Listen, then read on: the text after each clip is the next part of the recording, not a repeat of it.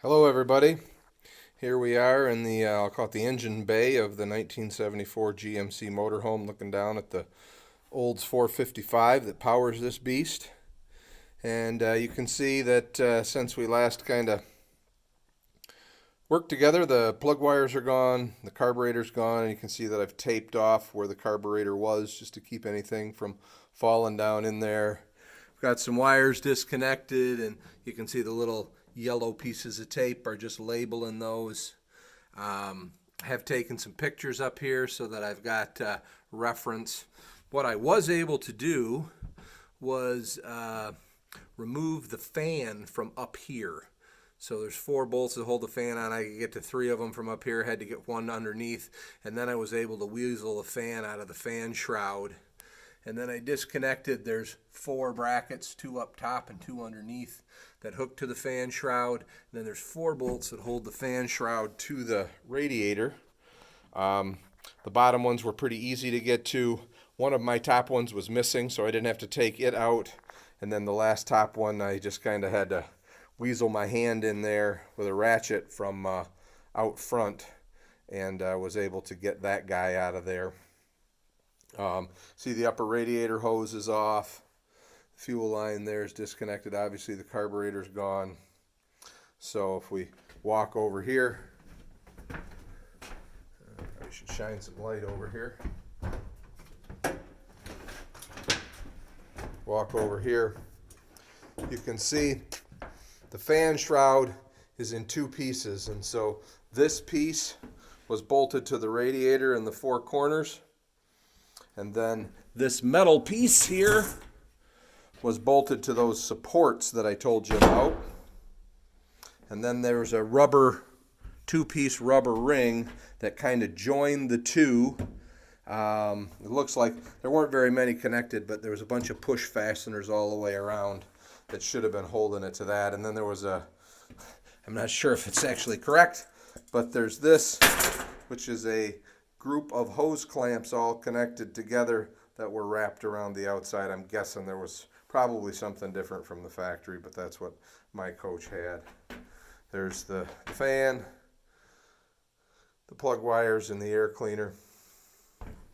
We'll get down underneath in the front, kind of show you a couple of things up there. I wish, like I said, I wish I could just have the camera running, but I just don't think that would be very exciting, kind of boring. You can see here, make my way to the starter. There were 2, the oil filter adapter, which I'll show, or the oil cooler adapter, which was mounted here between the oil filter and the oil filter adapter. 2 hoses running through here that were kind of in my way. I've disconnected the positive. I've got to get the wrenches and disconnect the start actuation wire, as well as the feed to the distributor. From down there, you can see there's the positive cable and the negative cable, which negative cable was disconnected from that bolt right back there. That had a bracket on it that was holding the oil cooler hoses, and then also the positive battery cable. Kind of get a view in there of the radiator. It doesn't look too bad. I am going to drop the exhaust. I've already put a little bit of the krill oil on these and loosened those up, so those are ready to come out. I want to get the starter out. Once the starter's out, then the inspection plate can come off, and we can get to the torque converter bolts, which we'll have to disconnect to get this job done. All right, let's move around here.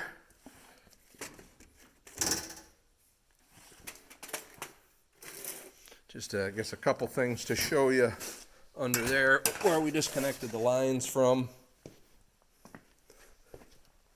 I'll show you this. This is my box of plugs. So there's, anytime something comes, a power steering hose, a torque converter, a pipe, whatever, with a cap or whatever on it, I kind of save them and throw them in here for capping off lines and things like that to, to keep them from leaking, and also to keep crud from getting in. I used a couple of these in a minute, and you'll see where I use those.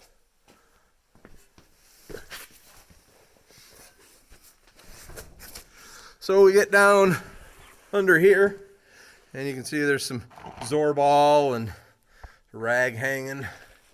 Try and get this light to where it works pretty good for seeing what we're about to see. Get it tucked up here. But you can see the trans cooler lines are disconnected. Those were a bit of a struggle. They look like, I don't know if they're, I think they're maybe a stainless steel line or aluminum line, and they didn't want, the nuts didn't want to twist on them, so it took a little bit of back and forth. So what I mean by that is I loosened up the nut from the radiator, but the line was tight inside of the nut. And so I sprayed it, and I just would kind of work it back and forth until it freed up and I could spin it out. So those are out. Then up higher there, you can see those two fittings. That's where the oil cooler was attached. I don't know if there's much more exciting under here. I did drain the oil. Oil filter's off. That's about it. Hang on a second, and I'm going to walk and show you a couple other things. Right there, you can see I drove to Detroit yesterday. Met with a nice gentleman, Duncan, down there, who's a member of the Great Lakers GMC Club, and he loaned me this trolley system. There's the bar on the floor and the two uprights that allow you to pull the engine up and out. He also loaned me his